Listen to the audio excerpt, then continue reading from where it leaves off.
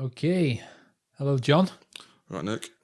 This is a very special episode of Don't Spoil the Ending, isn't it? Just the two of us this time. The big 3-0. Big 3-0, and it's just me and you this time. So we're going to do something a bit different this episode. We did we've previously done our own episodes of like Twin Peaks and Game of Thrones. This week we're going to kind of do a mashup of that and the main show. We're going to do the main show as we normally would, but instead of a film, we're going to do Stranger Things. Yeah, Stranger Things Series 2. That's correct. Touch on Series 1 a bit, maybe. Just get your opinion on that. Yeah. But yeah, we were going to do it like an actual, like one of our TV podcasts, weren't we? We were going to do like maybe an episode by episode breakdown. But after watching the show, I don't know how you feel about this, but for me, there's not enough there really to warrant doing that. I don't think. I don't think I could do like an hour episode per episode. Yeah. At all, no. Yeah, I mean, we're going to get onto it, but one of my issues is not all that much happens. So I think we'd really be stretching things out if we did it week by week. But what we're going to do as we normally do and talk about what we've done in the week, what games we've been able to play, films, TV shows. Any new preferences on your crisps, maybe? Crisp update. Yeah, crisp update. Should we just address where everyone is this week? We should do. Yeah, I mean, Joe's just mental busy at the moment. He's got a lot on. He was at a wedding last night, so he's got a lot on his plate at the moment. Inman has got the man flu that me and Joe had a few weeks ago. Is that what it is? I thought it was tonsillitis. Oh, I'll just put it down to man flu. I mean, you might be right. You might be right. Well, so the DC World headquarters was crippled a couple of weeks ago with it, and it's hit again. Inman's off sick. And Jono hasn't watched Stranger Things, so it's just down to us two. Yeah. Yep. Awesome. Right. Yeah. I mean, I'd love to start off like we did last week with a curveball like Joe did, but fireworks going on. Yeah, just for the listeners, it's very close to bonfire night in the UK. It is. Getting a few fireworks outside, so there might be some feedback. I was going to say I'd love to like throw a curveball in and ask like what your favourite chocolate bar is, but I feel like it'd feel a bit weird if I did it the week after Joe did it. Okay, well, I've got something.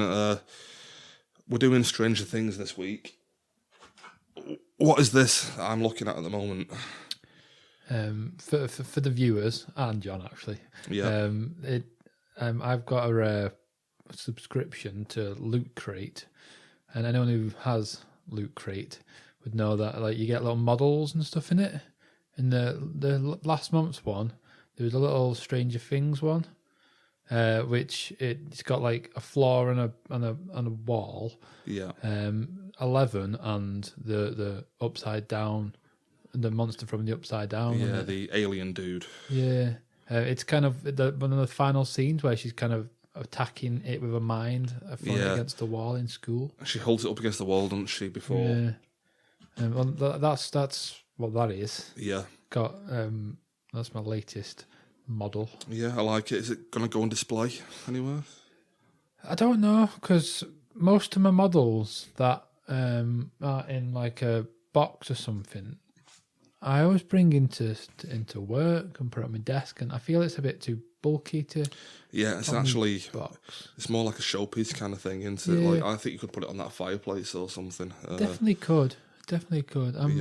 I'll have to have a think. There's another model on there as well for like Marvel, which that might go into work with me, but I'll have to see about that. That's Loki, if I'm not mistaken. Yeah, I don't know if you can see it from your angle, but Thor's next to him as well. Ah, right, okay. Yep, I like the Stranger Things. Quite relevant this week. It is, yeah.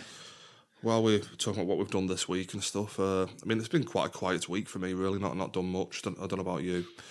No, I've not really done much. I mean, work. Well, I was going to say, we did a Halloween late shift on Halloween night. We did. Spooky Halloween late shift, and you got a few good scares that night, didn't you? I got a scare. But I will say, like, basically, for the listeners, in the office, like, we were working, like we were working our asses off. But when anyone went to the toilet for the or went to the toilet or went to make a brew or something, well, maybe not make a brew because that would have been a bit dangerous. When they went to the toilet, when they came back in the room, someone would pretty much be stood behind the door and they'd scare them, and everyone shit themselves. And it was fun. Yeah, Louisa got you good big time. Very much so. But like I knew it was coming as well, so like I made all the relevant like plans to prepare kind of thing, and I was like, right. And I got outside the door and I was like,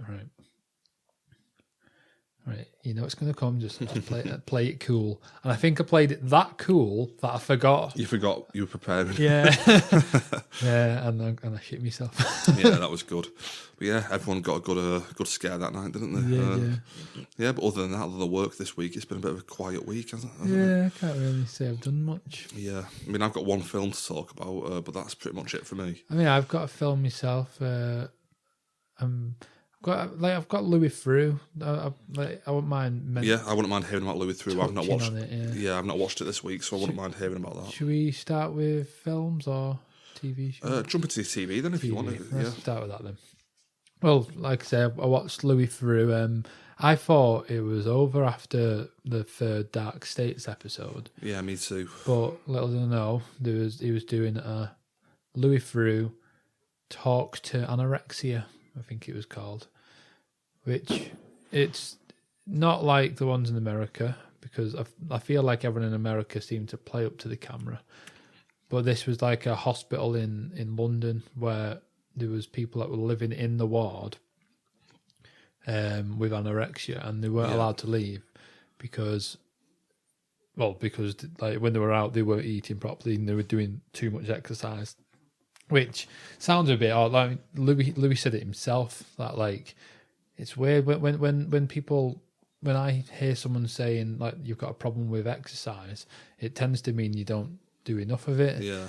But with these people with anorexia, like not only don't they eat, but they kind of want to work off the little fat that they have got on them, should I say?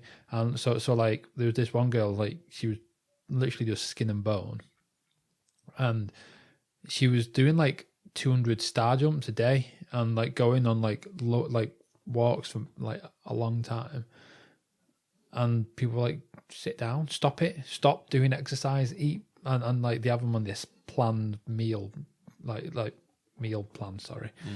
And they have to eat exactly what they're told, when they're told. And it's mental.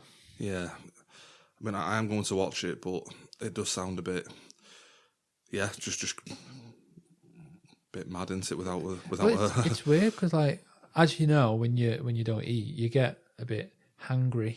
Yeah, I think people refer to it as. Basically, you can get a bit grumpy, can't you, when you don't eat? Was Louis offering them a Snickers? No, I mean that would have been funny.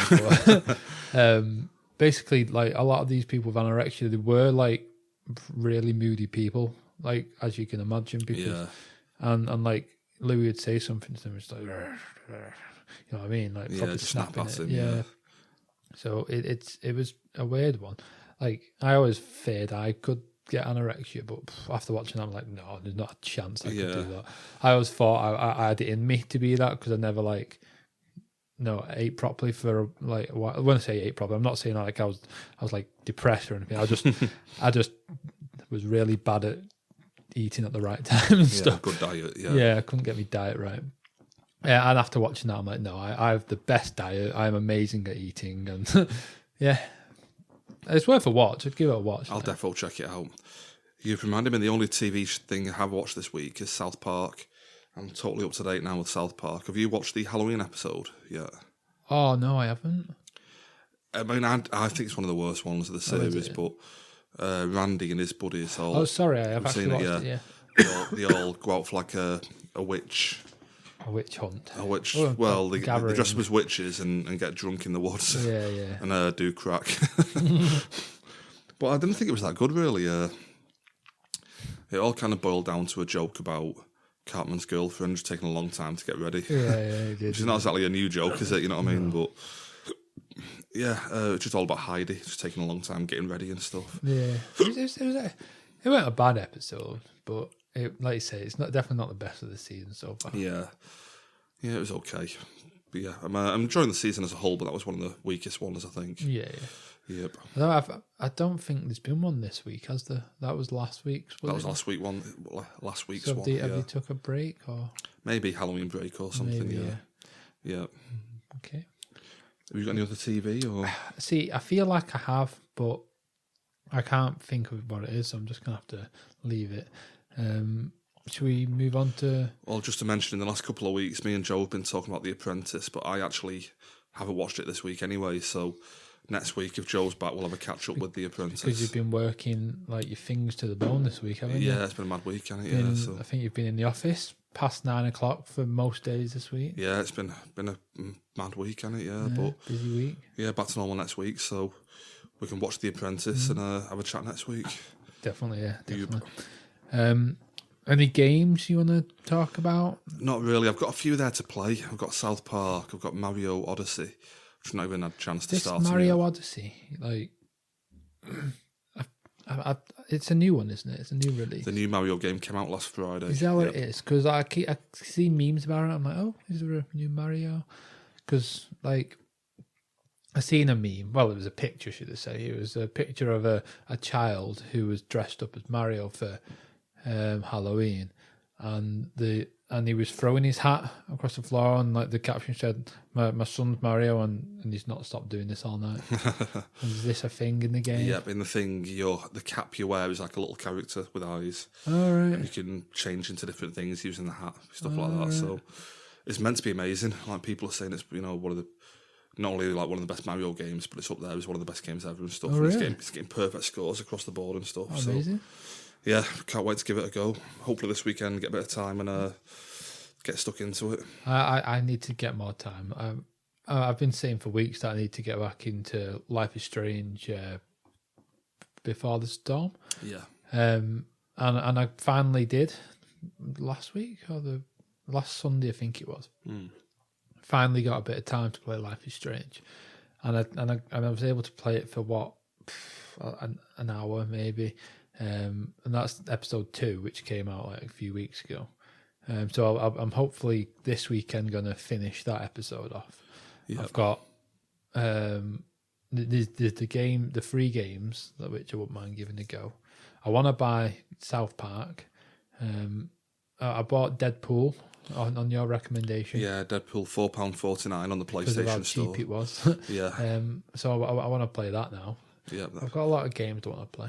I mean, you like the film, don't you? So you'll definitely like the game. It's the same kind of fourth wall breaking humour and stuff like that. So, yeah, it's pretty good. Just on the Halloween thing, I forgot to mention. I mentioned it in the office, but we couldn't really go into it in detail because it'll spoil a film. But Gwyneth Paltrow's Halloween costume, she went to Halloween dressed as her character from Seven, but it was basically just a head in a box, which is how she ends the film. Yeah, that's so good. Yeah, I couldn't mention that in work because a few people haven't watched Seven yet. Well, they've been saying they're going to, haven't they? Yeah. But they're taking their time. Yeah, 22-year-old film, so there's still time yet. But yeah, definitely. Yeah, but I thought that was quite good. Yeah, I've only got one more film. How about you? Just talking on Halloween costumes before we move to movies. Have you seen some of the not only like some of the good ones and funny ones, but some of the like controversial ones that have been getting a bit of slack? We've had David Walliams. Yeah. He dressed as Kim Jong Un. Oh, very good. And he's been getting slack because apparently he was yellow faced. He used yellow face. Yeah. That's a bit. So he's been getting slack for that. Yeah. I feel like there's other ones that had a good story behind them, but I'm actually drawing a blank on them as well now. But David Walliams one that made me laugh. Yeah, that's a bit insensitive. Yeah. Yeah. Yeah, you can't do that in this day and age, can you? I would have thought so. I thought David Walliams would have known that, but maybe he doesn't. I feel like either royalty or I think he might have been Kim Kardashian that got a bit of slack for hers as well, but I can't remember what she did. But I think we've spoke about this in the office. Oh, right. I genuinely feel like anything the Kardashians do, if they're getting slack for it, they've probably planned that. That's probably it's anything to boost their profile. Pretty much. Yeah. But yeah, enough on Halloween costumes. Movies that we've watched this week. Should we go into that? Yep, no problem. You go first. Do you mind if I jump in? Yep. With it being Halloween week, I thought I'd watch a few horror films. I watched The Bye-Bye Man, absolute garbage. Don't waste your time with that. One of the worst films I've ever seen. I watched The Babysitter on Netflix, a Netflix original. And that was actually kind of okay, kind of enjoyable. I'd recommend that. I think you'll enjoy that one. But the one I want to talk about is on Halloween night, I watched the remake of Fright Night from 2011. Now, Fright Night from 1985 is like, I love it. It's one of my favourite horror films. Horror comedies. It's one of the first horror comedies. Love the first one. And I've rewatched. This is only the second time I've watched the remake, but I love it. I think it's really good. It's one of the best horror remakes out there, definitely, because it takes what's good about the first one but adds new stuff to it. So it's not just a complete rehash of the first film. So there's been a remake of Fright Night. Yeah, because as you might have known, like Meg makes little lists of films that I should watch. She put Fright Night on it for me. So if which one would you say to watch? Well, it's confusing because there's Fright Night from 1985, which is amazing. 5-star film for me, that one. There's Fright Night 2 from 1988, which is good, but not as good as the first one. Then they remade the first Fright Night in 2011, and then they did a sequel to that 2 years later called Fright Night 2, The New Blood. But it's not a sequel to that, it's a remake of that again. But it's absolute garbage, that one. It's like a straight to DVD, just shit film kind of thing. But this is the one from 2011. And I love it. It stars, I forgot his name now. The Chekhov in Star Trek. Oh my God! Like in the new Star Trek. In the new Star Trek, this the guy that like died. Yeah, the unfortunate story about he ran himself over. Yeah, I know you're on about that. It'll come back to me.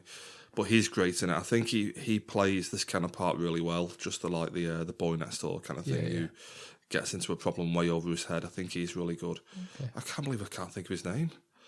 I want to say like Igor Strombov. Is that not right? I don't think it's that, no. Well, Igor's good. And it's got Christopher Mintz-Plasse in it, who's McLovin from Superbad. Oh, right, okay. And stuff like that. He plays Evil Ed, who, like in the first film, is Charlie Brewster's best mate, but is absolutely obnoxious in the first film. Got this really awful voice, like, Brewster! Like, it's really obnoxious, but in this film, I think this McLovin version is actually better than the original version. Plays him a bit more realistic, but he's good in the film as well. Evil Ed's good. Colin Farrell is the vampire. I think he's called Jerry Dandridge. But he's good in it as well. He plays the part really well. Like the neighbour who is bringing all these women home and like just killing them at night and stuff like. I can't believe I can't think of this kid's name from Star Trek. Do you know? Oh, yeah. You search that for me. But yeah, the film's great. Oh, and you like David Tennant, don't you? Yeah, I do. Yeah. David Tennant is the vampire hunter in it, who Charlie Brewster has to go and get the help of to like try and fight Colin Farrell. But yeah, it's great. It takes the premise of the first film, but just throws a few new like curveballs in there and makes it a bit different. And it's definitely one of the best. I've just remembered it. Anton Yelchin. Just as Nick found the name on the phone, it just came back to me. Yeah, so Anton Yelchin, he's good as Charlie Brewster. David Tennant is the vampire hunter who he goes to get help from. He's great as well. Plays him like a kind of Russell Brand kind of, just like funny Cockney character kind of thing. Well, this David Tennant? Yeah, David Tennant, yeah. I do actually like David Tennant. Like, yeah. Obviously, I was a fan of Doctor Who before. Yeah. I'm not a fan anymore, let's just say that. Yeah, I was a fan of Doctor Who, so I really loved him in there. And then he was the Purple Man in Jessica Jones. And I thought, like, as many flaws as that show has, I thought David Tennant was just amazing in that series. I thought he was brilliant. Yeah, he's a good villain. In this, he's not really a villain, but he's that kind of like cocky, brash, arrogant so-and-so. Yeah. And Charlie Brewster has to like convince him to help him fight Colin Farrell at the end and stuff. Oh, okay. But yeah, it's great. It's like a horror comedy. Yeah, I think I really like it. I'll give it a light 4.5 out of 5, I think. Okay. The first one's a 5, an easy 5, but it's like a light 4.5. The original, you mean? The original one, yeah. Oh, fantastic. Yeah, so we really enjoyed that. I'll be watching that. I'll be watching that in the coming weeks anyway. Yeah. So I'll definitely tell you what I think of that one. That's me done for films. I've got 2 films I want to mention because, as I've been saying, throughout October I was watching horror films, and the one for the final week, basically I watched one a week. The final week, because we had 2 days this week in October, didn't we? Was the Texas Chainsaw Massacre, the remake. The remake from 2003. That one is, I think. I think that's correct. It's okay. I think I rated it at like 3.5 out of 5. I wasn't blown away by the film. I liked it. It was all right. But yeah. Yeah, I mean, that's a good rating. I mean, I quite like it. And it's nowhere near the original kind of thing, but it's produced by Michael Bay and directed by Marcus Nispel, who did the Friday the 13th remake in 2009. It's better than the Friday the 13th remake, but yeah, I thought it was okay. Jessica Biel's quite good in it, I thought. Which one was she? The main girl. Yeah, I think she escapes, doesn't she? Yeah. I think she's married to Justin Timberlake in real life. I didn't hate the film. I did enjoy it. I did quite enjoy the film. Yeah. But I feel like I need to go back and watch the originals. Maybe the original. Yeah. I mean, the first one is just it's very obviously amateur filmmaking, but it's incredible. The actual original Texas Chainsaw Massacre, like it's just an experience kind of thing. Definitely into the idea of watching that. And I'm quite intrigued by Leatherface, which is the film Leatherface, the one that's come out this year. Oh, sorry. There's part 3 was called Leatherface as well. It? Yeah, which is okay, but I think Viggo Mortensen's in that one. Oh, is it? Yeah, one of his first film roles. Yeah, no, it's the 2017 Leatherface. It came out this year, didn't it? I didn't even know that had come out. To be honest with you, no, it's out now. Is it in the cinema? I'll have to look this up, but I'm quite intrigued by that, so I'll probably watch that whenever I can. Yeah, just on the back of that, Texas Chainsaw Massacre 4, which came out in 1995, called The New Generation or something, was the first film of Matthew McConaughey and Renee Zellweger. That was both of that. That was the first film for those 2 actors. I'll have to watch that. It's garbage, but Matthew McConaughey's quite funny. I was going to say I'm quite a fan of McConaughey. Yeah, so I might have to watch that one. Yeah. The only other movie I wanted to watch, I wanted to talk about. Watch it now, Nick. It's a new Netflix, a new Stephen King Netflix film called 1922. Yeah. And this was based off a novella of Stephen King's of the same name. I believe he released a book called like Bright Night, Little Stars or something. Oh, Bright Night, No Stars or something, or Full Stars or something like that. Yeah, Dark Night, something like that, Full Stars. Like that, yeah. I remember seeing the book on my sister's shelf. She had the book at some point. So. Basically, he released that book, and in that book, he had 4 novellas, I think it was, one of them being 1922.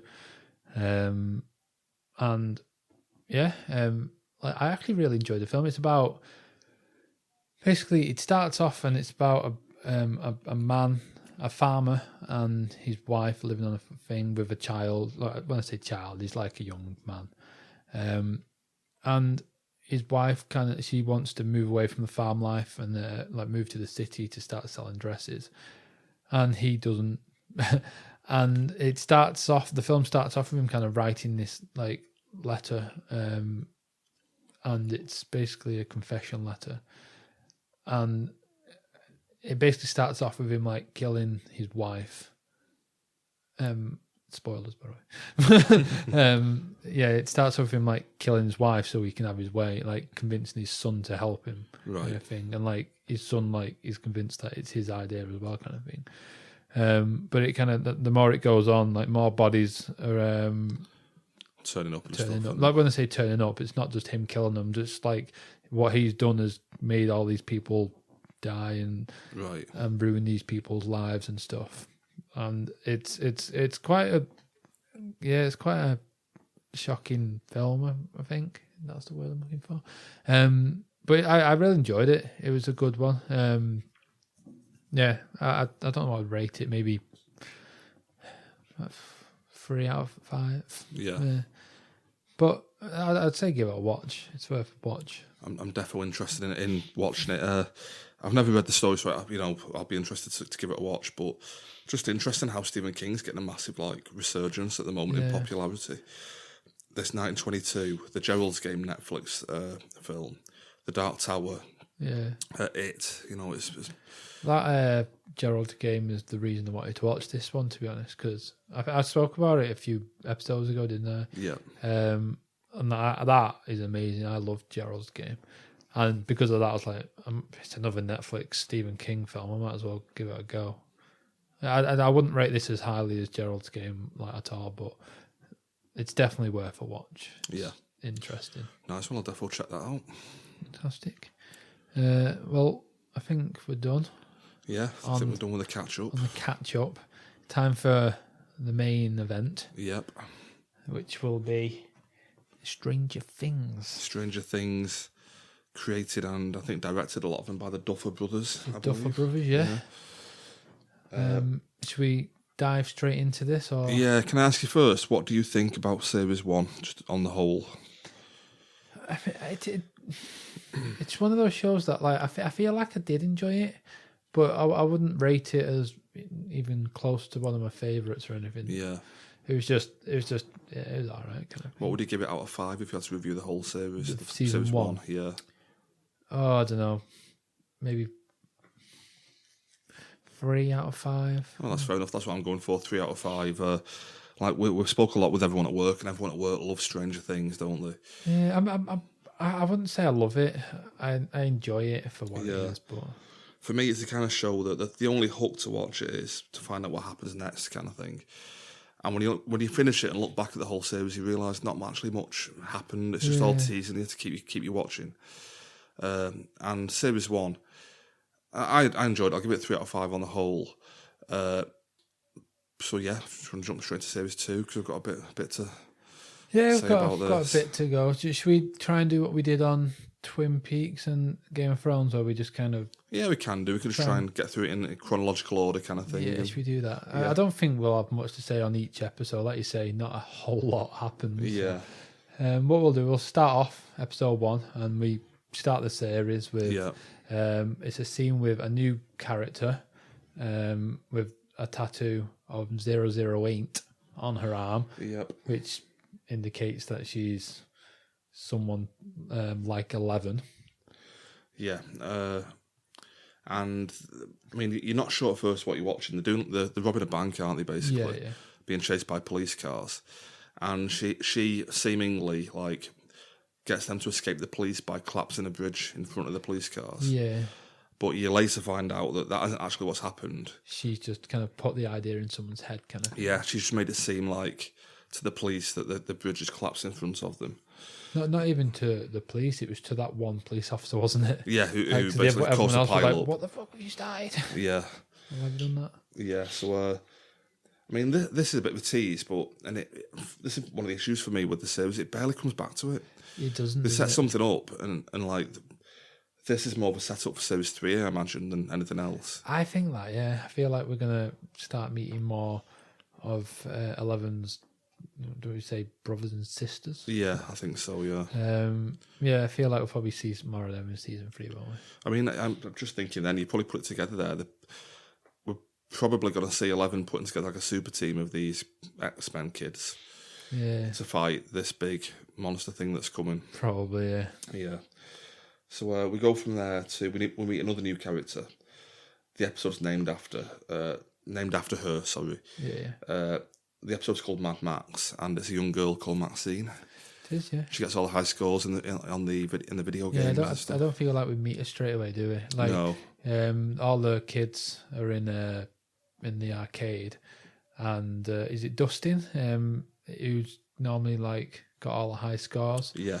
And he finds that this Mad Max has got all the high scores. Yeah, taking all his high scores on Centipede and Asteroids, and I mean, can I just jump into this now? This is what I meant to mention earlier. This is one thing I don't like about the show, like the nostalgia pandering. I know it's like a trendy thing at the moment to reference stuff from the 1980s and stuff, and, you know, everyone loves the 1980s. Yeah. But as someone who lived through the 1980s, it's not, you know what I mean? It's not exactly like something you want to go back to all the time. And it just doesn't sit right with me. It feels a bit gross to me, the fact that they're like, in this series, they're wearing like Ghostbusters uniforms and stuff, and stuff like that for no purpose whatsoever, other than to remind you it's set in the 1980s. You know what I mean? Yeah. So yeah, and the fact that they're in the arcades with all these Centipede coin-ops and Asteroids and stuff, it just feels like they're trying to remind you of Tron and stuff like that. You know what I mean? And I'm not totally into that. If I wanted that, I'd just watch Tron in the first place. Yeah, so you know, I don't need it in this TV show. But yeah, rant's over. That's fine. This Maxine, does she come into the arcade at this point? Well, she gets dropped off at school by her brother Billy, who's played by the Red Ranger from the new Power Rangers film. Is it? I have no idea what the actor's name is. I didn't notice that. Yeah. But Dustin and Lucas seem to take like an interest in it almost straight away. Yeah. They seem to have a bit of a. They seem to be like kind of fighting over a kind of thing. Yeah, bit of a thing for her. Yeah, and she's calling them like creepers at first, isn't she? Because they're following around school and stuff, trying to start a conversation. But eventually they end up inviting her to go trick-or-treating with them. Is that right? That's correct, yeah. Yeah. But like, I think that's second episode. Was it? Yeah. But like, she gets dropped off by her brother, and Billy, he just goes off. Seems like a bit of a dick, doesn't he, straight away? Yeah, he does. He doesn't give off the best impression kind of thing. And can I just point out as well, this character Billy, what is his point in this whole series? Yeah, you know I didn't get that. I thought it was going to lead to something. Yeah, it just doesn't lead to anything. It was just like he was just a dick. It was just a dick and a problem for Steve to get past, which he doesn't get past. Pretty much. Yeah. While all this is happening, it seems that Will is having like hallucinations of his time in the Upside Down. Yeah, I mean, I took it as he was actually flicking back there for a second. Well, yeah, like some weird psychic connection or something. Yeah, I think in this episode though, like he goes to a doctor and the doctor pretty much says, "Yeah, you're having like flashbacks," kind of thing. Yeah. But like while we're in the arcade, it kind of flips to the Upside Down, doesn't it? Yeah. And like we see some creatures outside and stuff. He takes a step outside, and the shadow of this giant monster kind of rears up in front of him. And not much else happens, I don't think. Yeah, I don't think so. I feel like it had something then. But one thing I do like, the new head doctor, Dr. Owens, is played by Paul Reiser, who's like an old actor from the 80s, who's like Burke from Aliens and stuff like that. Oh, right, cool. He's not been in much recently, but you know the TV show Mad About You? With Helen Hunt? He was the main guy from that.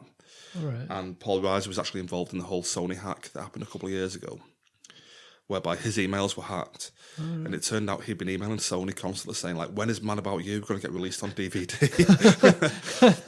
And it sounded really sad that, like, the actor who starred in the show is pestering Sony to release his show on DVD. But it's a bit more humble than that. He was doing it because fans have been constantly pestering him, saying, like, when can we buy Mad About You? We want to get it on DVD. Yeah.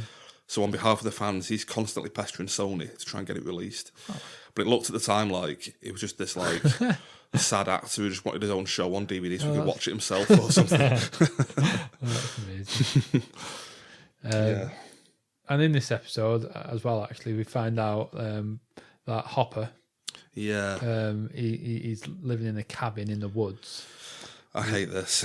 Yeah, well, he's living with 11, isn't he? I mean, it just feels like they've retconned the entire end of the first series. you're led to believe at the end of the first series that 11 almost like killed herself to get rid of the monster thing, which you've got like a play set of here. Yeah, yeah. Almost like killed herself to get rid of it. And they've just completely now said, no, all that happened was she just went to the upside down or something, popped through a hole and got into the woods. I mean, you say that, but like, was he planning on this still? Cause I don't think they were planning on what they've done with it, because there's the shot of Hopper leaving food in a wooden box in the woods. I think they had something different in mind completely. And now they're just like, oh, she escaped through a hole into the woods. Hopper knew she was in the woods and left food for her in a wooden box. Do you know what I mean? It's like, it doesn't make sense. I think there was some other plan there, and they've just now retconned it to that, so 11 can come back straight away, basically. Yeah. Fair enough. Yeah, that's what I mean. Like, at the end of the first season, they did have that shot of Hopper putting that in. I was like, so they must have had some plan for that. Yeah. But like, they've throughout the season, like, I think we see some shots of that kind of thing, don't we? And it just, like you say, it just turns out that he's leaving food for 11, who he knows is in the woods. Yeah, but no one else does. Yeah, and how does he know at that point? I don't get it. But he's going to this cabin in the woods, and 11, who now has some hair on her head, is living there with him. I don't think I've got anything else to say on episode 1. Do you want to move on? I think I'm done. Move on to the next one. Yeah. Chapter 2, Trick or Treat Freak. Yep. And this is where, at the start of this episode, they detail in full how 11 escapes from the Upside Down, which she went to after killing that monster. Goes hiding in the woods. Does she actually kill someone in the woods? Or I feel like there's a man. Was that a vision or something? There's a man, wasn't there? Like, who he was just being friendly. Yeah. And I feel like she knocked him out of her mind powers or something. It was a flaming stick. She got a flaming stick out of a fire and whacked him in the head with it. Oh, yeah. I was like, have you just killed him? And then she takes all his clothes, essentially. Yeah. After that flashback, we already know that Hopper's living with her in the cabin. Yeah. She wants Hopper to take her trick or treating, and I don't think he's happy about that. No, he doesn't want to. He doesn't want her to go out at all, does he? He kind of wants her to stay locked up in the cabin. Yeah. But she's obviously wanting to have a bit more human interaction, and she wants to get back to is it Mike? Mike, yeah. Yeah. Because obviously they were quite good mates in the first one. Yeah. I think she tries to use mind powers. I think she's got. I don't remember this being a thing in season 1, but season 1's a bit of a blur to me. But she has this power where she can like contact people. Yeah, she does, and I hate this. Was this a new edition, or? I'm sure there was a couple of scenes in series 1 like this, but I wasn't under the impression she had like this weird mind power to go and see people whenever she wanted. I thought it was part of the Upside Down or something in the first series. Yeah. But they established in series 2 that when she goes into this, I mean, this is the reason I hate it. It's completely ripped off from Under the Skin, Scarlett Johansson film from like 3-4 years ago, where she just stood in this black, like vast ocean with like a puddle of water along the floor. And it's just all black, basically. And she's walking along this, like, puddly water floor kind of thing. Yeah. And the look of that is just completely ripped off. It looks exactly the same as Under the Skin. From what I can gather, it sounds like it's exactly the same. Yeah, it's literally exactly the same look to the scene. But now they've established that when she's in that area, it's like she can visit people without them knowing. Yeah. Is that what you got from it? I feel so, yeah. That's what it seems to be, yeah. And I weren't a big fan. It seemed a bit of a cop out to me, where like she's obviously like, okay, but we need a way of her being able to figure stuff out. Oh, she can just go into people's thoughts and see them. I totally agree. That's another issue I've got with the series. Why 11 is even in it from episode 1, I don't know, because she doesn't do anything. Yeah. And they have to invent stuff like this just to keep her in the show, oh, she can just visit Mike or something. Like, she doesn't do anything until the final episode, and they're just clearly just trying to find stuff for her to do just to keep her around, you know what I mean? It just feels totally redundant to me.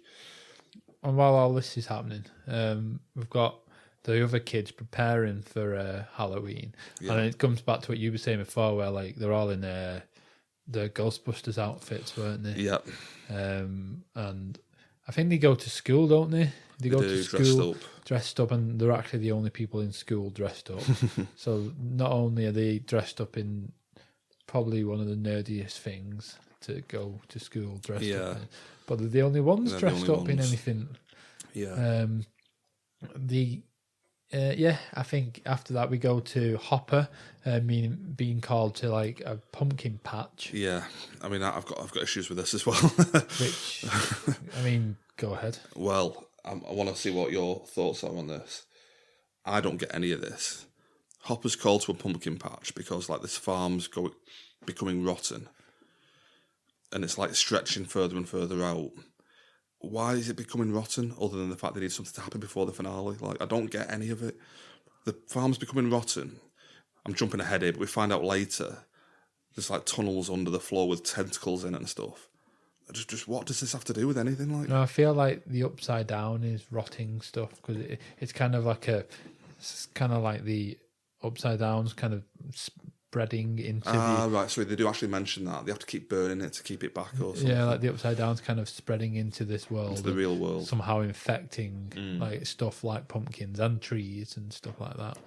And he's like he gets called there, and this farmer's going, "Oh, it's buddy Mike." I don't know what the person's name is, like it's Mike Bob or something. Like it's him. He's jealous, kind of thing.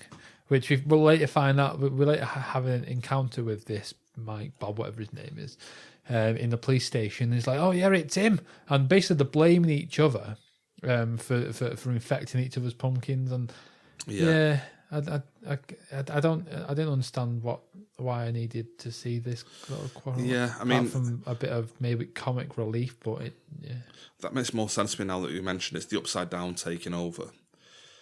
Yeah, I'm just not that bothered about it really. Like, that's the whole jeopardy of this season, isn't it? The fact that the Upside Down's taken over and they have to close the gate to stop it because they can't. We find out later they can't burn the thing anymore because it hurts Will when they burn it. So, yeah.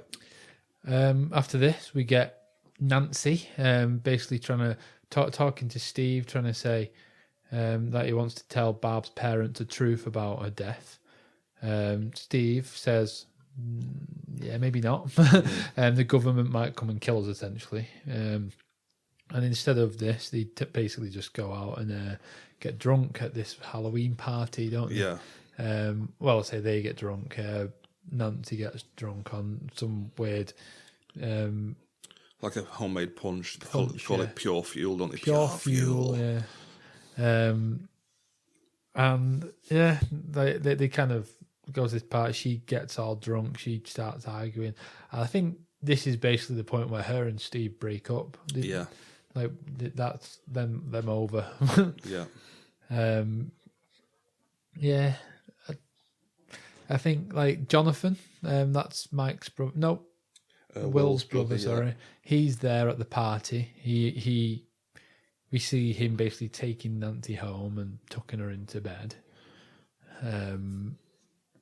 Which I think a lot of people have been kind of wanting them to get together. I mean, I've never been one to care for relationships in TV series and that, but I mean, I don't like Nancy. She's got a weird face, I think. And Jonathan looks like a proper creep as well. He does look quite creepy, doesn't it? Yeah. But a lot of people have been kind of wanting this, and this is kind of the first indication that we actually might be getting it this season. Yeah. And just to mention, they go trick-or-treating at the end of the episode. And the kids. The kids, sorry, yeah. Yeah, they do. And they have another little nostalgia update where Mad Max is dressed like Michael Myers. And Will has another, like, one of his episodes after being, like, kind of bullied by a guy in a Jason Voorhees mask. But he has another vision and he goes back into the Upside Down again. And this is when he tells Mike about his visions that, something is not right, kind of thing. Yeah.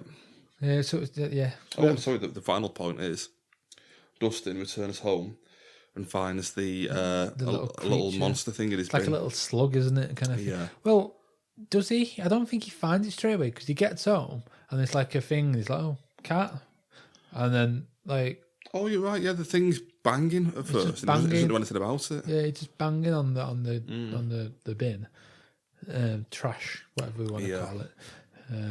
And yeah, he just kind of goes in and forgets about it. I think that would lead us on to that was literally the end of the episode. So that would lead us on to the next episode, which starts off again with more flashbacks of Hopper and Eleven in the woods.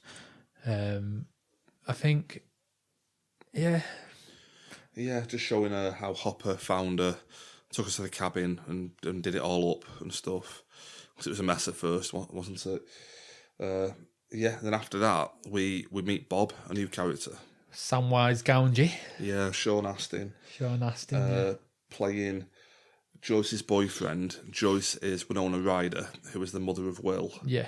Who has a thing with Hopper, like an unrequited thing with Hopper, which they never really deal with. But so Bob is played by Sean Astin, going out with Joyce, and he's a bit of a geek, isn't he? He is. He seems to be like, I think if he seems to own a business or something, which is basically just a computer repair, tech repair kind of place or something. Yeah. Basically a nerd job. And he seems to be. It seems to be a nice guy anyway, but just a proper nerd. And I think he kind of encourages Will to stand up to all of his fears and stuff. I don't know if it's this episode or another one, but like they have a bit of a. I think it might be this episode where like they're in the car and they're talking. It's this episode. And Bob's talking about how he. I mean, I think I might be jumping ahead a little bit, but I'll no, it's fine. Go with it anyway. Bob's talking to him about how, like, he as a young child, he had this fear of clowns, and before I go on, like, I've been like reading like people where apparently people are thinking that Bob was a child who who was attacked by Pennywise. Oh, there's a lot of fan theories that reckon this, because not only does Bob's parents live in the state that it takes place in, but he's obviously scared of clowns, or he was as a child, and he basically had to face his fears and tell her, "You're not going to hurt me," to get rid of it.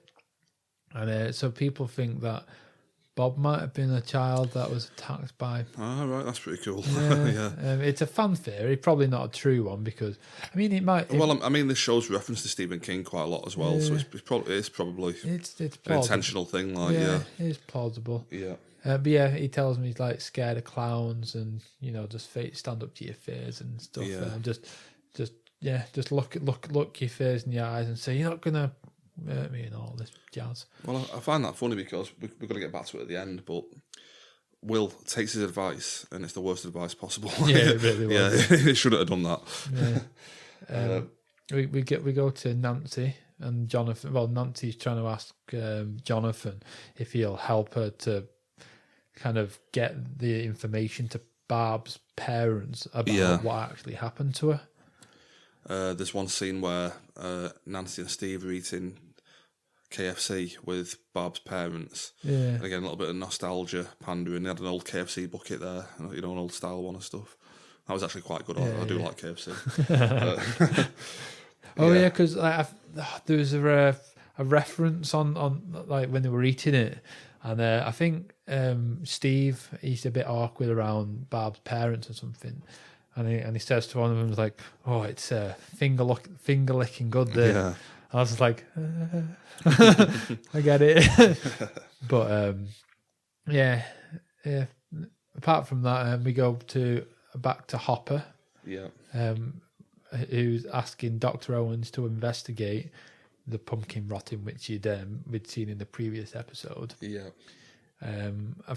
Does he go to the building, that weird building? He goes to that building to talk to him, yeah. And at first, Paul Rise is like, "You don't tell me what to do," but he does actually listen to him in the end, I think. They have like some weird agreement where Hopper says, "You do what you want, and I police the town, but as soon as you start to endanger people, you have to, help me and get it sorted out," kind of thing. Which may kind of be why he knew that 11 was in the woods. Like, maybe if they have like an agreement, maybe might have told him. Although, to be fair, he is keeping him in the cabin to keep her away from these people, isn't he? True. He thinks if they know she's around, they'll catch her. And very good point. Moving on to Dustin, he's found this weird little creature. Yeah, he finds it this time, doesn't he? Yeah, calls it D'Artagnan. He does. Yeah. I mean, can I ask, why are the monsters just knocking about? I don't get this. Like I said, I think it's kind of the same as the pumpkin rotting thing. I think the upside down's kind of leaking into the what, right side up. I don't know. What do we call it? Why is it in his bin though? I don't have a clue. I'm guessing that was just for the show, so that they could make Dustin find it, kind of thing. But it takes him in, and he tries to figure out what it is, and this is what the episode's called, the pollywog. He thinks it's something like a pollywog or something like that. I think he shows it to the other kids at school as well, doesn't it? And he does, and they all decide it is like a monster from the upside down or something. Yeah. Whereas Dustin loves it like a pet dog or something. Is this after like Will tells him about his kind of describes in detail like his hallucination? Yeah, and they're like, yeah, this is definitely something from the upside down. And it basically, after, I think Mike and the other kids want to like basically kill it to get rid of it. Yeah, and Dustin's not happy about it. There's a bit of a scene in there where they're like chasing it around the school, kind of thing, because it escaped from like I think basically Mad Max. She isn't allowed. She isn't allowed in the room because it's only gang members or something, and she kind of kicks the door in so she can kind of see what's going on. And the pollywog, whatever we're calling it, Dart, escapes the room, and they're basically chasing it around the school, and it ends with Dustin basically finding it and sticking it in his hat. Yeah. And in the meanwhile, while that's going on, Will's ventured out onto the sports field, hasn't he?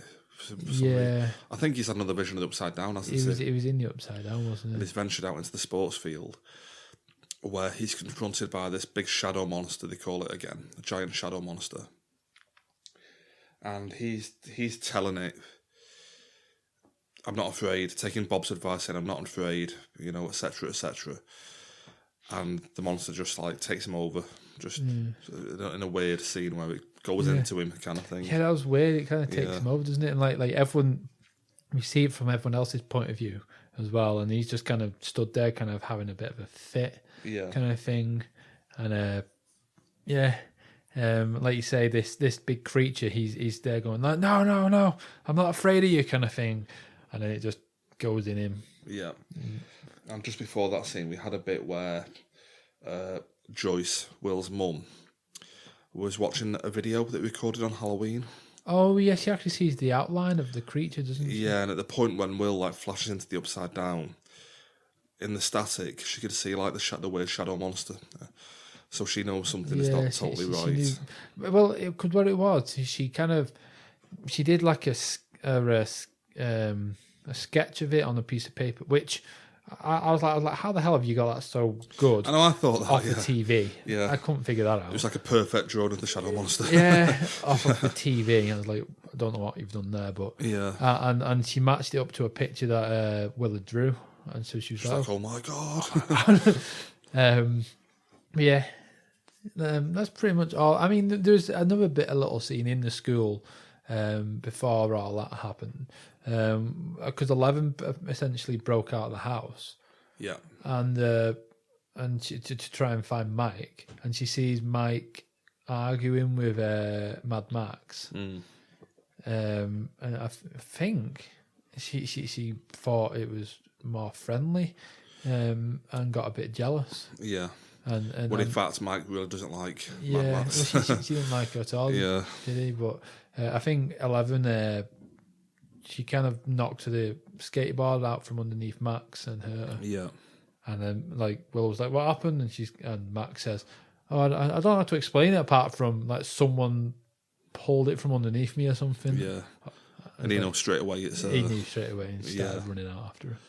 Yeah. I think that's pretty much it for episode 3. Yep. Move on to the next one. We've got we start with Will waking up to all his family and friends around him, quite concerned. Yeah. I think they were at that weird building, wasn't they? Did he take him to that? Oh, I think they did. Yeah. Yeah. Yeah. I think so. And then his mum takes him home. But he's not acting quite right, is he?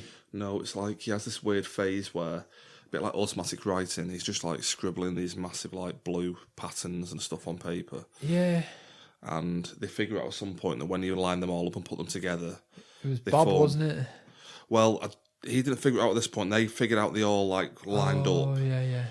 And it's later on Bob comes in and goes, oh, that's like Tallahassee or whatever. Like, I'm not going to lie, I didn't like the whole, how they figured it out. I mean, it's ridiculous that you could line any of those pictures up next to each other. There's no like great like jigsaw between them. I hated that. I was like no. Like, they just picked two up and like, oh my God, look, if you overlap them in this weird way. Yeah. Like, no. It's like if you take anything, you can overlap it with anything. If you're willing to bend it enough, you know what I mean? It's like, but that's what they were doing. They were bending it everywhere. And I was like, nah. Surely for it to work, you have to have the paper flush to the next one, not just. Well, if you do it this way, you can line it up. Yeah, that's what I mean. If I could put two pieces of paper. If I do it in weird ways, it's gonna do it. Yeah, yeah, that bugged me a bit. I'm not gonna lie to you. It's like I could get two book pages and line them up in a way so it looks like the letters run along, but it won't make any sense. Do you know what I mean? Yeah. But then, like after all this has happened, like Bob kind of comes around and is like, oh well, because Will's ill, I've brought him. I can't remember what he brought. It was like a board game or something. Yeah, and he said, "This is what I always it always helped me get better when I was a kid." So I brought it around for Will. Puzzles, weren't they? Yeah, the puzzles. Yeah, and basically he says, "But if you need anything, let me know." But basically, George tells him to sod off. Yeah, and he said, "Okay, I will do. Just let me know if you need anything." And she's like, "Actually." And she basically invites him in to look at it. He's just a bit skeptical, going, I mean, I get that you're playing along with his hallucinations, but what's going on? Yeah. What's going on here?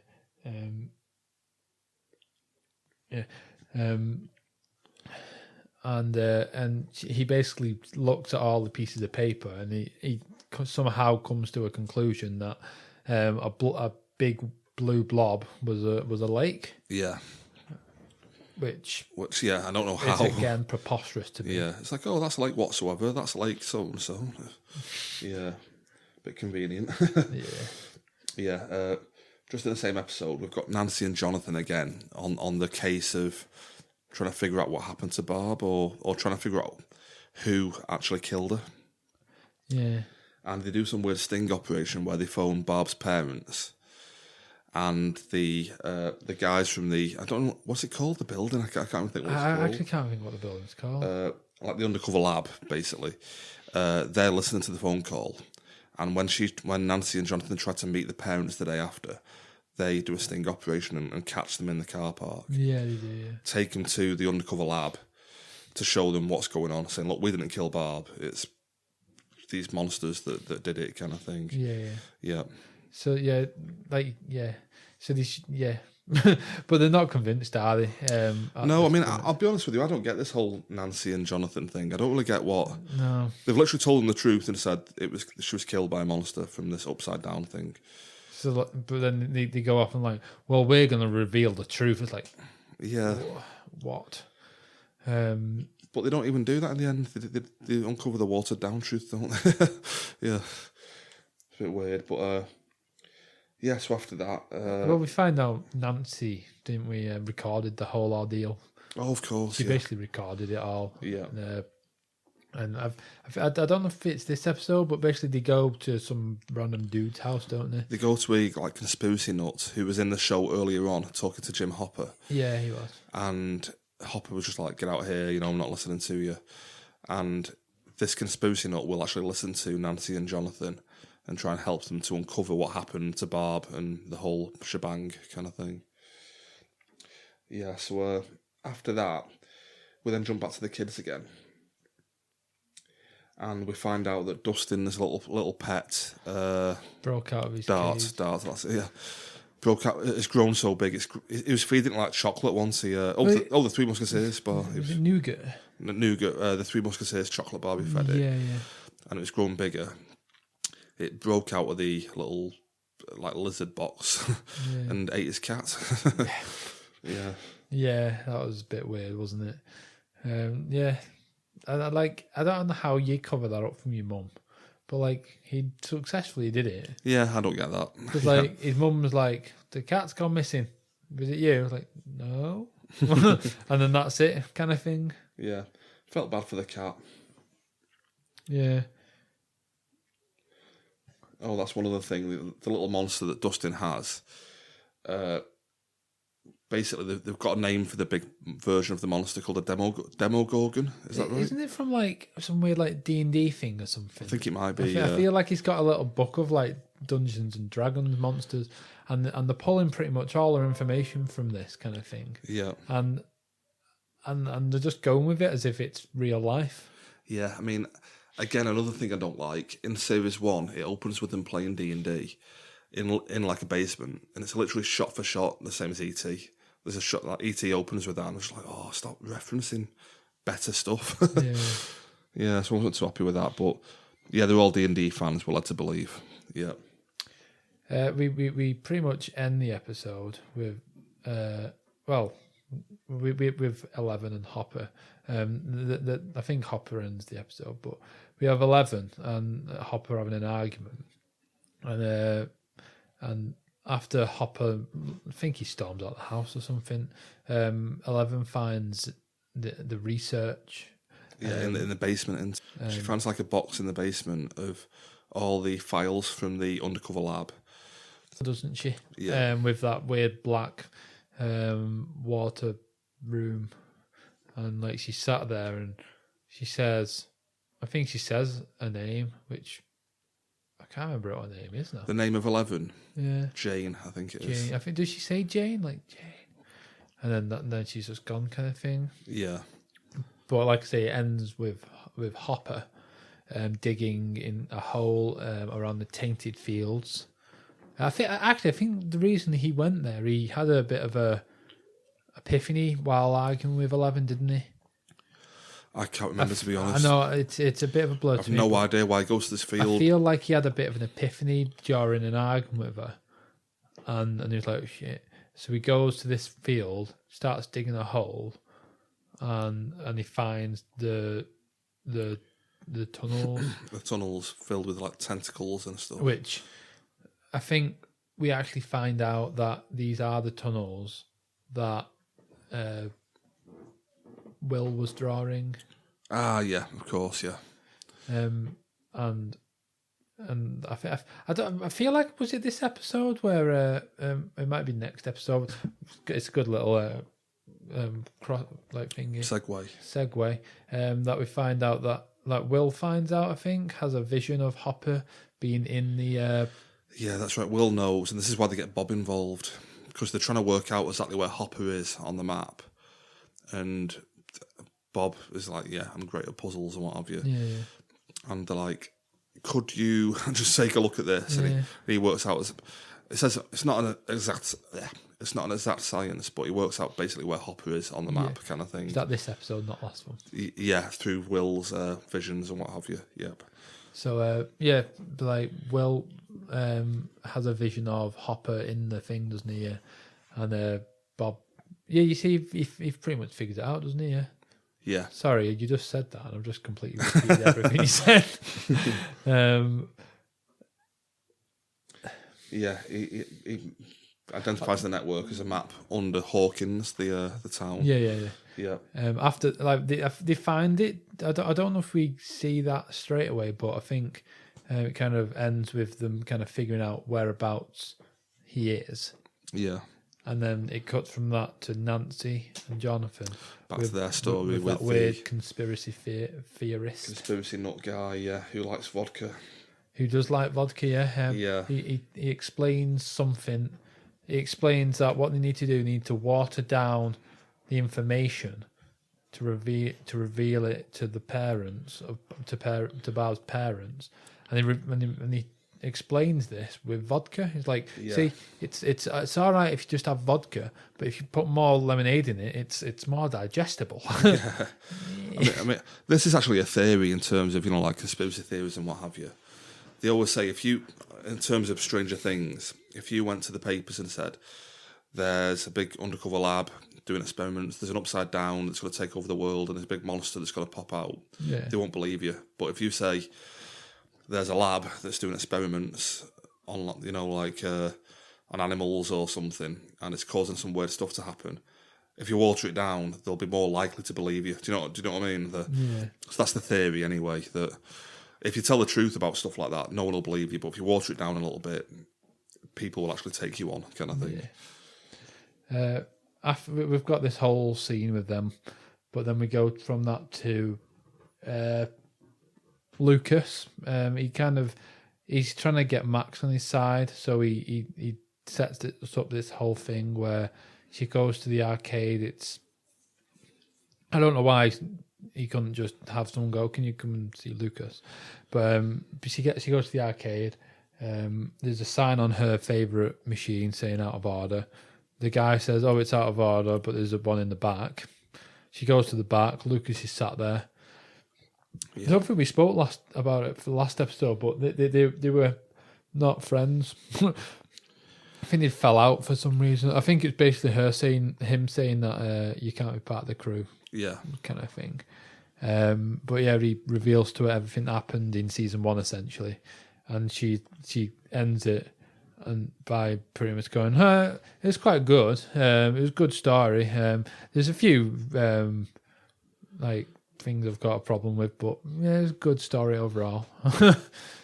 Sorry, I've just realised something. This episode's called Dig Dug. It is. What Hopper's doing is Dig Dug by digging into the tunnels and stuff. I hate that. It's basically the arcade game Dig Dug. What Hopper's doing is exactly what you do in Dig Dug. Sorry, I only just clicked onto that. I hate that. I really hate it. Oh, that's fair enough. Yeah. There's a lot to hate. Yeah, There's a lot to hate in this series, John. Yeah. Sorry, I literally only just clicked onto that then. So where were we up to? I was just saying, Lucas and Mad Max. Yeah, Mad Max didn't really. She pretty much rebuffed his whole story about the previous year. Yeah, and that's pretty much it. Goes from there to Dustin, and he's trapped Dart or whatever we called it. Yeah, D'Artagnan. See, I quite like this. I like the way he led it out the house. He got himself all geared up with hockey gear on and stuff. He did, yeah. Got little slices of bologna and led it out the house into the basement. But there was one bit where, just as the Demogorgon thing is about to go into the basement, it spots Dustin in the shed, and Dustin just goes mental and runs out at it, and scares it into the basement. That was quite good. Yeah, it was quite good. I liked all that. I thought that whole scene was quite good. I think. What happened now? Does he go to find? He goes to find. Oh, Mike, was it? He goes to find Mike, Dustin, doesn't he? But ends up coming across Steve. That's right, yeah. Who he basically, Steve was going to apologise to Nancy, I believe, but he was like, "Yeah, she's not here. Yeah. But could you help?" And he says, "Have you got that baseball bat in you?" I swear, this show it's got a load of references to everything, because this baseball bat is definitely Lucille from Walking Dead. I feel like they're just referencing everything ever. Yeah, the bat with nails through it and stuff. And yeah, so he basically recruits Steve to come and help recapture this demigorgon, what are we calling it? I mean, it just feels to me though like it's not so much that it doesn't feel organic the way they're doing it. This feels to me like we need something for Steve to do because he's got nothing to do. Let's have him meet up with Dustin, and you know what I mean. It just feels like they're trying to pair people up to give them something to do, as opposed to this needs doing. I'm going to come back to it in a minute because what they end up doing is completely pointless. But sorry. Where do we go from there? Well, from there, it's 11, and she's basically leaving to try and locate her mother, Terry Ives, I believe her name is. But she's like in a bit of a catatonic state. Yeah. And she's been cared for by like her sister, I think. But I think like 11 realizes she can communicate with her because of flashing lights or something. Right. She's like, oh, this is not just flashing light. This isn't just electricity. I can, and she manages to like communicate with her. Well, that's a callback to series 1, isn't it? When Will was trapped in the Upside Down and he communicated through the flashing lights and stuff. Yeah. But yeah, and she managed to gain some of her memories and stuff, and she sees a rainbow room, I think it was called. Yeah, that's she called right. Yeah, it, which was where I think she then sees 8 or 008. Yeah, in there. In this memory, yeah. But yeah, she sees like her mom as well. Like she was quite, she was put under like shock therapy, I think, which is probably the reason why she was in the catatonic state that she's in. Yeah. And like I say, I think in this scene as well, she finds out that her name's Jane. I think this is where she finds out. Yeah, she gets the memory of her name being Jane. Yeah. This is where she finds that out. Yeah. And she also finds another girl, which is Ain't, like I said before. Yeah. And she'd been trained in much the same way that she had in the building. Yeah, they've both got like powers. They're basically the X-Men kids, aren't they? Pretty kind of much, thing, yeah. Yeah. And I mean, are you all right with moving on to the next bit, which it's basically Joyce, Bob, Will, Mike all locating Hopper. Yeah. And rescuing him. Yeah, they find him in the tunnels with who is it who lets the undercover lab know about this? I can't remember now. But they turn up there and try and rescue him. Joyce and Bob jump straight down, I think. But the undercover lab turn up as well with the flamethrowers. I don't know if they just found it themselves. Were they too late or something? Yeah, were they later on? Though? Yeah, no. I mean, they found Hopper, and then as they were coming out, they turned up and was like, "Come on, move out." Yeah, they start burning down everything, and basically Will goes into, well, he collapses like a fit, into like an epileptic fit or something. Yeah, and that's how the episode ends. Yeah. Move on to episode 6, which is titled "The Spy." Yeah, which is quite important. Yeah. After the last episode, Will was actually rushed to that weird lab, and he seems to show no. He can't seem to remember anything that happened. Yeah, and he's actually forgot stuff about like Bob's name. He forgot who Bob is. Yeah. He doesn't remember Bob. He doesn't seem to remember Hopper either, I don't think. Yeah, maybe. But he remembers his friend and Mike and his mum. Yeah. But no one else. But obviously, Dr. Owens was his doctor as well. I don't think he remembered him either. And the implication is that the more you damage the upside down thing, the more Will just dies, kind of thing, and the other thing takes over. Yeah. That's basically. After the whole Will thing, we go back to Nancy and Jonathan. Yeah. Where they've basically spent the night. Well, they do spend the night, should I say, at Murray's. Yeah, the conspiracy nut guy. Conspiracy nut. Where they... Murray's basically saying, like, yeah, you should just sleep together because you clearly like each other, kind of thing. And we all knew it was going to happen. Basically they sleep together. Yeah. Basically they sleep together. That's what we need to know about that. And then in the morning they go. I think they go back to Will's house, back to Jonathan's house, that is, and find all the drawings everywhere. And I think we cut back to the kids a little bit, that bit. Where they're trying to like capture Dart at a junkyard. Well, this is what I don't like. We spend a lot of time with Steve and Dustin just walking down like a train track, just laying bologna and meat behind them and stuff. And then they get joined up with Lucas and Mad Max. Yeah. And there's a lot of time spent in these guys putting a big plan together to lure what they think is the one Demogorgon to the junkyard to kill it. Can I just jump ahead to the end of this scene, basically, where they finally do that. They lure it there after a while, and Steve goes out to confront it with his baseball bat, Lucille. Yeah. And you find the twist is there end up being like 3 or 4 of them that turn up, and Steve's totally overpowered. But he gets back into the bus that they're hiding in at the junkyard, and then the monsters all get called away and run off.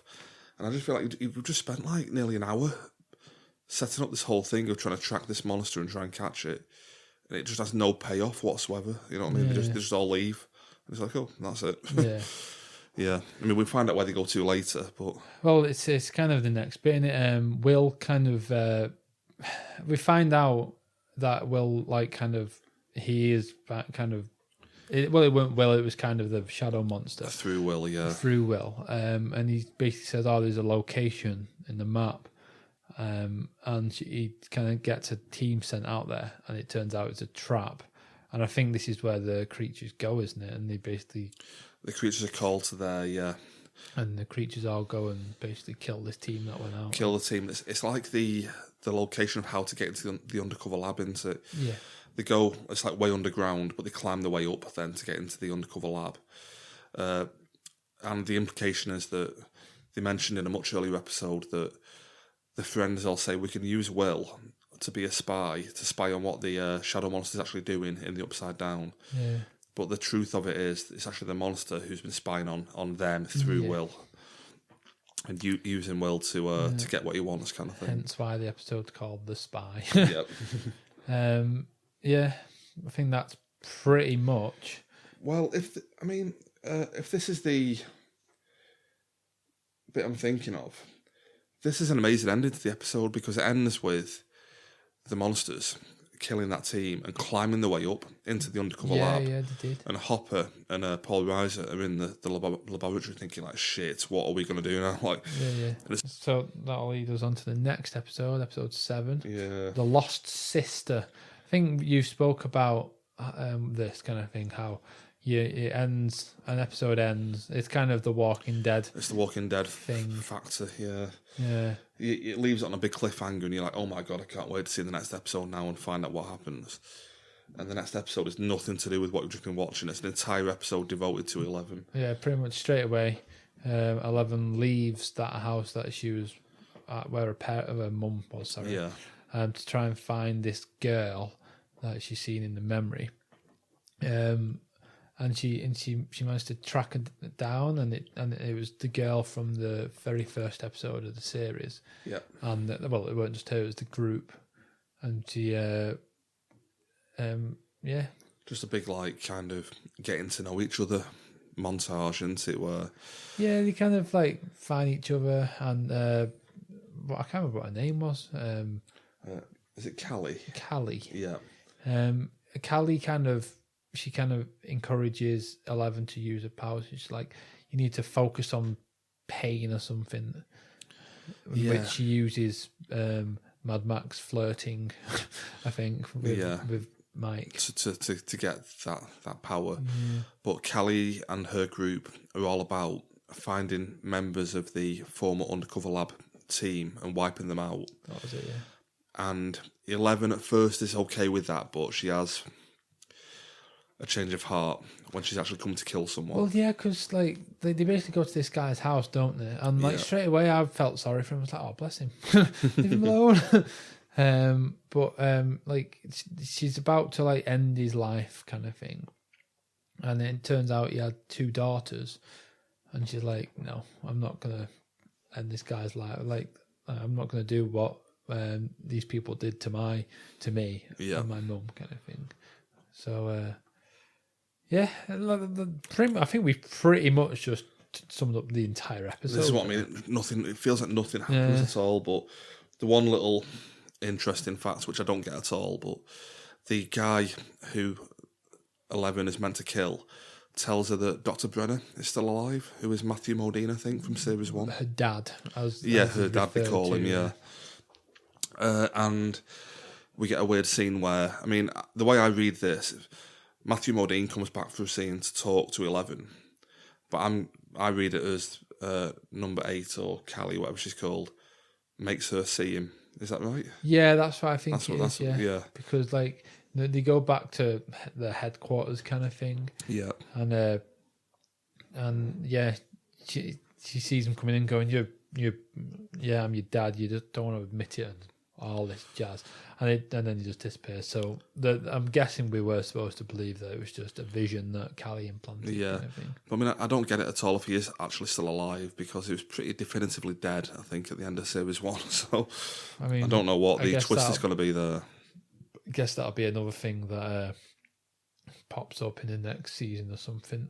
Yeah. I think the episode ends, though, with that headquarters being... The police kind of come in, don't they? And start raiding the place. And I think... Yeah, that's right. I think they managed to escape because Callie, number 8, she basically puts an illusion where, like, they're not there, essentially. They can't see them, yeah. So the police walk straight past them, they escape and drive off. But I think at this point, 11's like, yeah, I'm going to go. Yeah. I'm not going to come along with you. And that was it. That is pretty much everything that we see of Callie this season. Yeah. Like, considering, like you said earlier, like... They teased it back in episode 1. Yeah, there's nothing in this season apart from that one episode. It seemed pretty pointless, to be honest. I agree. I mean, and now 11, she has a vision of, like, Will being in trouble and stuff, doesn't she, and Mike? Yeah. And so she knows she's got to go and help her friends, but... Yeah, it's took 8 episodes just for 11 to be, I've got something to do. I'll go and sort this monster out. Yeah. Right, so we'll go from there to episode 8, the Mind Flayer, it's called. Is this the finale or is the finale? This is the penultimate episode. Right, okay. Is that correct? Is that the right terminology? Penultimate, yeah. The second to last. It is, yeah. I just needed to clarify that then.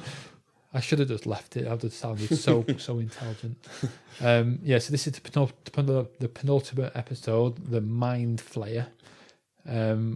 We kick it off where episode 6 left off, with the creatures coming out the floor. Yeah, killing everyone. Just causing complete havoc throughout the lab. Yeah. And we get Will still in the hospital bed, but Joyce and the crew sedating and go and hide him in, like, the security room or something with all the cameras in there. Yeah. So they can see what's going on. I think, because like, they realise, obviously, he's a spy. And so they sedate him so that he can't do anything. So they won't know where he is. They won't know where they are, kind of thing. And then I think they end up carrying him out of the building, though, don't they? I think they take him to the like you say, the security room, but they end up taking him out. Well, at that bit, they're in the security room because the power's gone out and they can't get out, and they need someone to volunteer to go and put the breakers back on. And the show's nice guy, Mr. Nice Guy, Samwise Gamgee. Yep, he'll take the ring to Mount Doom. Yeah. He can't carry it for them. But he will carry them. Bob volunteers to reset the breakers so they can escape. And Paul Reiser stays behind just to watch everything on the cameras and let them know they can get out, basically. Yeah. So they all basically go to run out. And basically, I think Bob gets the power back on, doesn't he? They can get out the door. Bob's coming back up. He's nearly out. Just so close. Yeah. And one of the Demogorgons basically rips him apart. Tears him apart, yep. Yeah. So Bob's a goner. They are, like, pretty much everyone from the show now has basically regrouped. Yeah. So we've got Nancy, Jonathan, Steve, Dusty and Lucas, Max, Will, Mike, Joyce, Hopper. They're all together at this point now. Yeah. They're all together. And the... well, they have some weird torture scene now where they take Will, and they've got to put him somewhere where he won't recognise where he is. So they have some like weird Guantanamo Bay stuff going on where he's tied to a chair with like flashlights in his face and stuff. Yeah. Is this in like a little shed outside? Like a shed or something, isn't it? Yeah. Yeah, and they tie him up, and like you say, they're torturing him because they've got like. I probably should have mentioned it in another episode, but this creature, like that, this monster doesn't like heat. Yeah, he wants everything to be cool for Will, so they basically turn everything up. Really hot to try and get it out of drive it out of him, and so they try and kill it that way. I mean, it's again, it feels to me like not much happens. Like when you actually think about what happens in an episode, it's just Will in a tool shed. Do you know what I mean? And it's like when you're actually trying to think of what actually happened, like other than him just being talked to in a tool shed. Will seems to like be coming through. He seems to be doing Morse code with his fingers. Yeah, I think they've all the kids have been taught it or something, haven't they? Yeah. We had a scene earlier where Hopper and 11 communicate via Morse code. But like, and he kind of spells out closed gate through tapping. Yeah. And I feel like that's next episode where that actually happens. Any result from that happens. Yeah. But the phone then rings in the cabin, and Will obviously realises where they are. I'm guessing, is it the shed of his house? I think so. So he realises exactly where they are. Yeah. And the monsters pretty much move in from there. Yep. From there, that's the end of that episode. But I mean, the whole thing, closed gate, I thought it'd be like some like weird cryptic message that only they would know about. He's basically saying, go to that massive evil gate and close it. It's like, that's all well and good, but how are we going to do that? Yeah. Was it that episode, or is it the next episode where Will's brought out of the state he's in? Is that after the gate closes? Maybe. Well, we'll move on to the next episode anyway. The final episode of the season, The Gate. Yep. Another reference to an 80s horror film, The Gate. 11 in this episode comes back to their house where she meets up with the entire gang. Yeah. And she basically, I think that they're all in the house, and they're all bricking it because they're like, oh my god, we're gonna die, and then they hear some screeches, some screams, and some monsters bang against the wall, and then doesn't one get thrown through the window? Or yeah, that was it. One gets thrown through the window, and the door opens. Yeah. And then walks 11. Yeah, 11 finally meets up again with Mike. I mean, it's been like 3 episodes since 11 left, and it's literally only now that Hopper actually realised that she wasn't at home. Yeah, I thought this. Great parenting. He sent her a Morse code message like half a season ago, and he's like, oh, I wonder if she got that. Yeah, Hopper's like, naughty girl. Yeah. And but they end up going to Hopper and 11 end up going to the lab to close the portal. So it's a good job she turned up, really, isn't it? Otherwise, they'd be it's very screwed. Convenient, very convenient. Yeah. Meanwhile, Jonathan, Nancy, and Joyce do the overheating torture to Will. And finally get rid of the... Finally get rid of him. Yeah. Rid of it. All the kids are basically left at the house with Steve. Yeah, looking after them. Yeah. where Billy. This is like one of the only things we ever see of the only real payoff to the Billy character. Yeah, Billy comes round looking for Max, and has a bit of a fight with Steve. Yeah, and it ends with Max basically injecting him with the sedative that they used on Will, to put him to sleep. And yeah, that's the end of the Billy character, pretty much. Well, I said the end. That insinuates that he died. He didn't die. We never see him again. But yeah, the kids. Basically, I think Billy's knocked out because of the thing. Steve's knocked out because of the fight, and as the kids just go off to the tunnels to try and lure the pack of Demogorgons away from the lab, so that 11 doesn't can actually do what she needs to do. Yeah, pretty much. Yeah. I don't know. I mean, there's one little bit where the kids in the tunnels come across D'Artagnan again. Yeah. And Dustin can actually manipulate him again with the Three Musketeers chocolate nougat bar. Yeah. Feeds him some of that, and they can get past D'Artagnan to keep on going through the tunnels.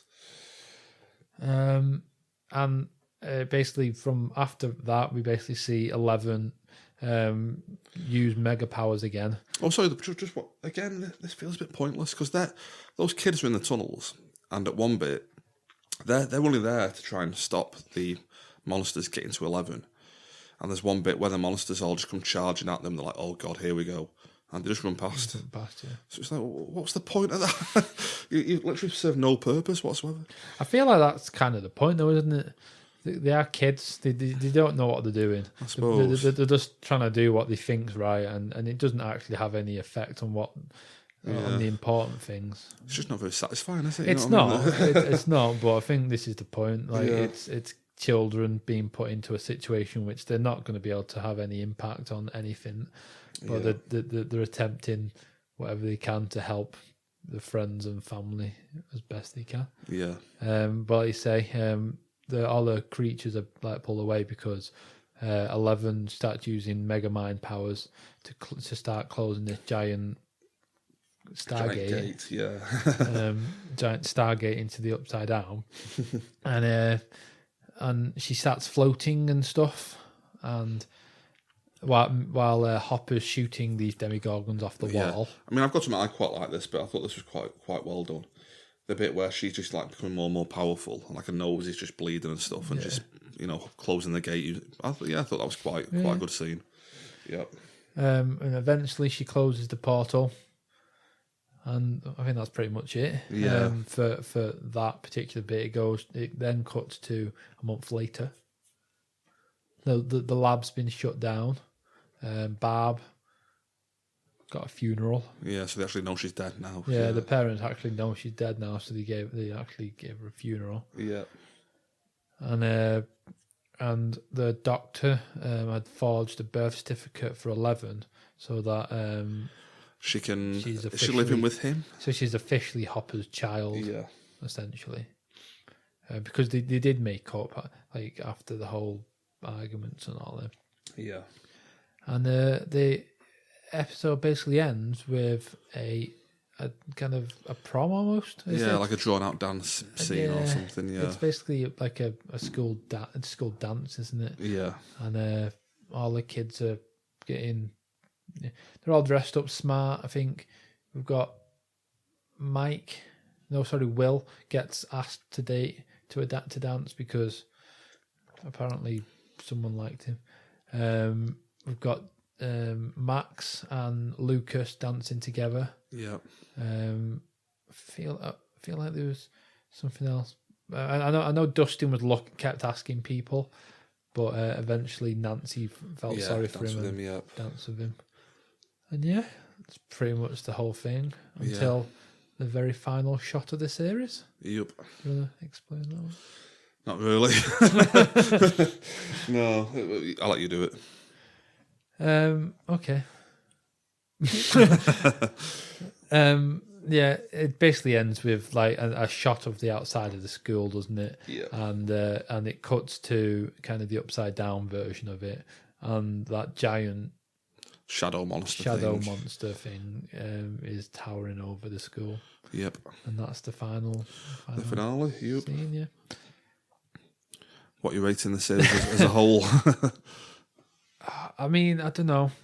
I gave 3 for the first season. Yeah. I can't in good conscience give any higher than that. But I don't want to give it a lower either because like I okayed the entire season. So yeah, I'm just gonna go again with 3. I'm gonna go 2.5 for this one. It's just not as good as the first one. I don't think it just doesn't feel like anything happens for me until. Basically, you could make like this into a 2-hour film. You know what I mean? You wouldn't really lose much. True. They could have cut a lot of that out and just turned it into a film. It all just happened in the last few episodes. Basically, all it is that the Upside Down's taken over. There's a big shadow monster about to pop out, and 11 closes the gate to stop it. That's pretty much the whole season. Yeah, so 2.5 for me. Fantastic. That was fun. Going through that.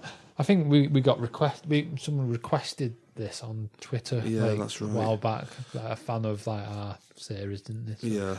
It was worth a go anyway. Definitely. I mean, we've done the right thing, I think, because we've just covered the whole series in like less than an hour, basically. So we've got like a normal sized episode. Yeah, if we'd have dragged it out more than that, I think we'd have been struggling. So yeah. That's fantastic. Anything more you want to add to that? No, I think I'm done.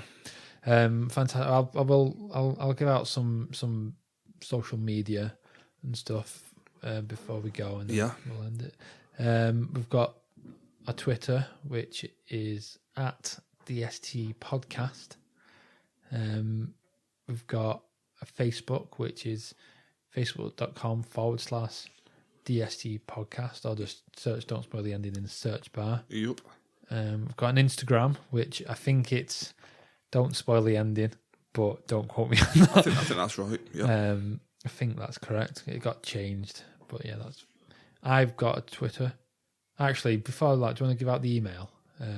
Yeah, we've got Don't Spoil the Ending @gmail.com for any questions or queries or feedback. And then personally, Twitters are I'm at DST Nick. Yep, and I'm at Taylor1980. Fantastic. Nice one. It's been a pretty decent episode. Yeah. I quite enjoyed the chat on thingy. Yeah, Stranger Things. Like I say, people requested it, so yeah, it's out there. Awesome. Hopefully we'll be back next week for the Simpsons episode that was promised last week. Yeah, that's the plan. Yeah, forgot about that. that was promised. So hopefully, we'll have a nice Simpsons special next week. Yeah. And it's been fun. So see you next week. And yeah, bye. Yeah. Cheers. Thanks. Bye. Bye.